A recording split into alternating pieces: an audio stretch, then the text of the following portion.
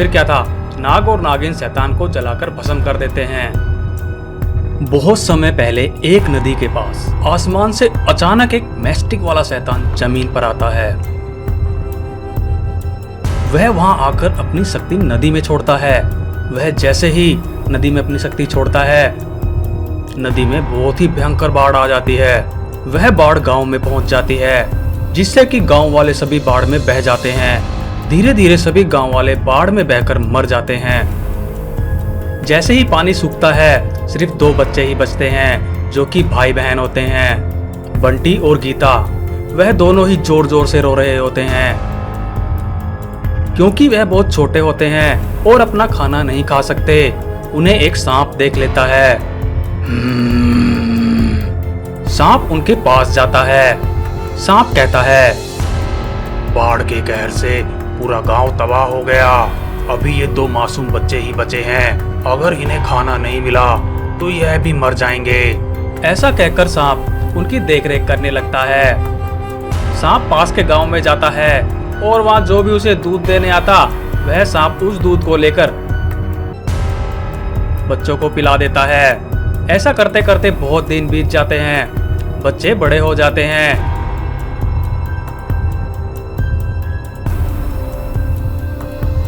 ऐसे ही सांप एक दिन दूध लेने के लिए दूसरे गांव जा रहा था। वहां उसे एक लालची इंसान देख लेता है। वह इंसान कहता है, मैंने इस सांप को कई बार देखा।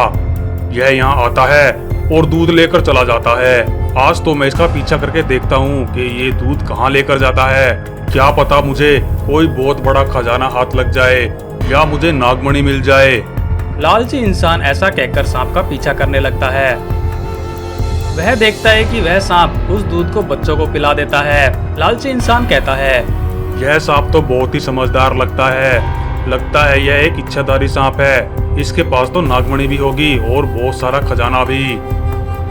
ऐसा कहकर वह लालची इंसान उस सांप को कुल्हाड़ी से मार देता है, लेकिन उसे ना तो नागमणि मिलती है और ना ही कोई खजाना। तभी अचानक आसमान से एक बहुत बड़ा आम धरती पर गिरता है। उसमें से नाग और नागिन निकलते हैं। नाग और नागिन कहते हैं, बहुत ही सुंदर जगह है, हमें यहीं रहना चाहिए। ऐसा कहकर नाग और नागिन घूमने के लिए वहां से चले जाते हैं। तभी वह लालची इंसान उस आम में घुसने की कोशिश करने लगता है, लेकिन वह घुस नहीं पाता। यह सभी दृश्य मैस्टिक वाला शैतान देख लेता है। मैस्टिक वाला शैतान कहता है, यह नाग और नागिन बहुत ही शक्तिशाली हैं। अगर इन्हें अपना गुलाम बना लूं, तो मैं पूरे ब्रह्मांड पर कब्जा कर सकता हूं और बहुत शक्तिशाली हो सकता हूं। वहीं दूसरी तरफ बच्चों को बहुत भूख लगती है। वह खाने की तलाश में आम के पास पहुंच जाते हैं। बंटी कहता है, देखो बहन, कितना बड़ा आम है, चलो इसे खाएं, इसे खाकर अपनी भूख मिट जाएगी। ऐसा कहकर वह दोनों आम के अंदर चले जाते हैं। वहां पर बहुत सारे आम थे। वह आम को खाते हैं और एक सोने का आम बाहर ले आते हैं। यह देखकर लालची इंसान आग बबूला हो जाता है और कहता है, ऐसा कैसे हो गया? मैं इसके अंदर नहीं जा पा रहा, लेकिन ये दोनों बच्चे कैसे चले गए और अंदर जाकर सोने का आम ले आए। लगता है इसके अंदर बहुत सारा खजाना है, मुझे वो खजाना हासिल करना है। तभी मैस्टिक वाला शैतान कहता है, मनुष्य, तुझे खजाना चाहिए और मुझे ये नाग और नागिन चाहिए। अगर तुम मेरी मदद करे तो मैं तुझे सारा खजाना दिला दूंगा और तेरी मदद भी करूंगा। लालची इंसान शैतान की बातों में आ जाता है और कहता है, ठीक है, जो तुम कहोगे वह मैं करूंगा, लेकिन मुझे सारा खजाना चाहिए। तभी मैस्टिक वाला शैतान लालची इंसान को एक माचिस देता है और कहता है, यह लो माचिस। वह नाग और नागिन जैसे ही आए, तुम उनके ऊपर यह माचिस डाल देना। जैसे ही तुम उन पर माचिस डालोगे, वे दोनों इसमें कैद हो जाएंगे। फिर तुम खजाना ले पाओगे। फिर क्या था, लालची इंसान वैसा ही करता है। जैसे ही नाग और नागिन घूमकर आते हैं, वह उनके ऊपर माचिस डाल देता है। तभी माचिस बड़ी हो जाती है और नाग और नागिन उसमें कैद हो जाते हैं। लेकिन वह लालची इंसान इतना लालची था कि उसे सब्र नहीं होता। वह तुरंत ही आम के अंदर चला जाता है।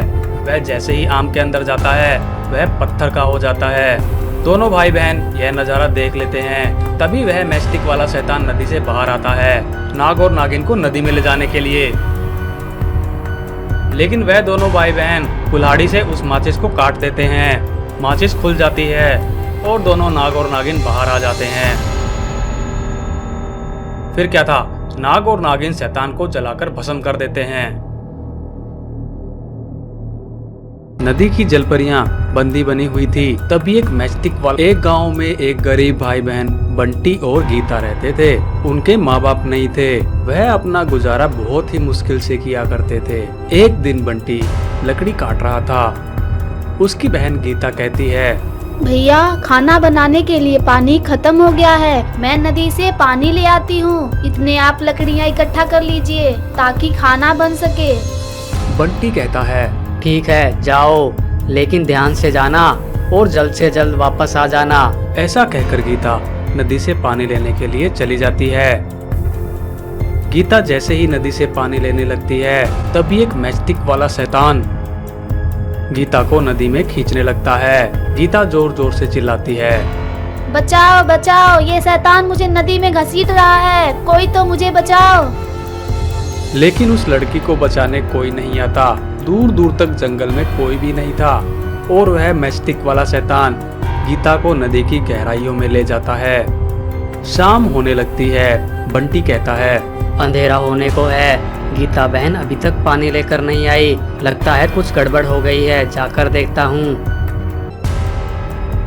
बंटी भी नदी के पास चला जाता है। वह देखता है कि बाल्टी वहीं पड़ी हुई है, लेकिन गीता कहीं भी नजर नहीं आती। बंटी बहुत परेशान हो जाता है। तभी बंटी अचानक नदी में कूदकर यहाँ वहाँ देखने लगता है, लेकिन बंटी को कुछ नजर नहीं आता। उसका दम घुटने लग जाता है।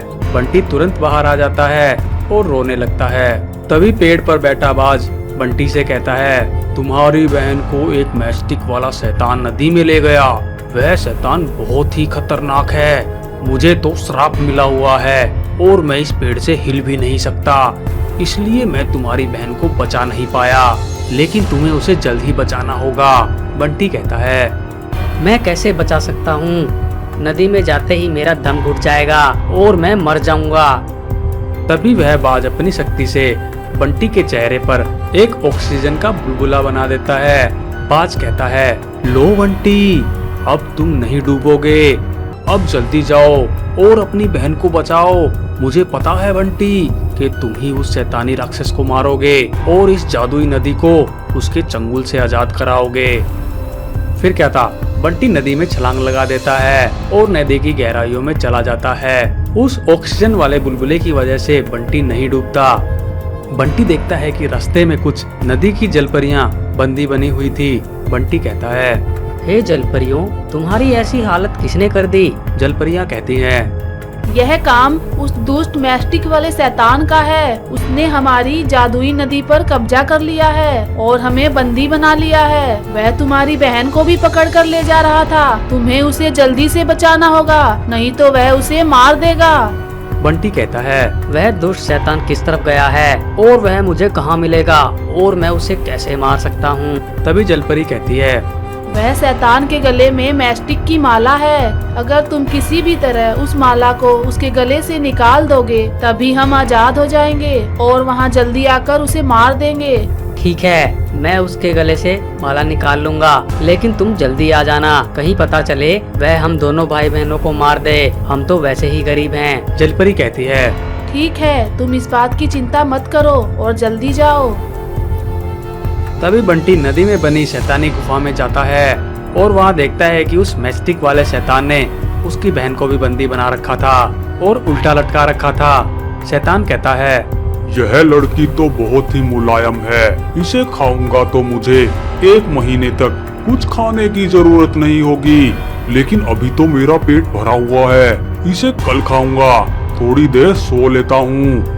ऐसा कहकर वह मैस्टिक वाला शैतान अपनी मैस्टिक वाले बिस्तर पर सो जाता है। तभी बंटी देखता है कि उसके गले में मैस्टिक की माला है। जैसे ही शैतान सो जाता है, बंटी चुपके से जाकर पहले तो अपनी बहन को आजाद कर लेता है और फिर धीरे से उसकी माला को निकाल लेता है। जैसे ही वह उसकी माला को निकालता है, सभी जलपरियां आजाद हो जाती हैं और मैस्टिक वाले शैतान की गुफा की तरफ भागती हैं। लेकिन दूसरी तरफ शैतान की नींद भी भंग हो जाती है और वह जग जाता है। बंटी अपनी बहन को लेकर वहाँ से भागता है। शैतान कहता है, ए दुष्ट बच्चे, तूने मेरी नींद भंग कर दी और मेरी माला को लेकर भाग रहा है। अब देख मैं तेरा क्या अंजाम करता हूँ। वह मैस्टिक वाला शैतान उन दोनों को पकड़ने के लिए उन दोनों के पीछे भागता है, लेकिन तभी वहाँ जलपरियां आ जाती हैं। जलपरियां अपनी शक्ति से मैस्टिक वाले शैतान को उसी की मैस्टिक में बंद कर देती हैं और उसे नदी में दफन कर देती हैं और बंटी से उनकी जान बचाने के लिए धन्यवाद कहती हैं। वह बंटी और गीता को बहुत सारा धन देती हैं, जिससे बंटी और गीता गांव में जाकर एक सुंदर घर बनाकर और खुशी से अपना जीवन यापन करने लगते हैं।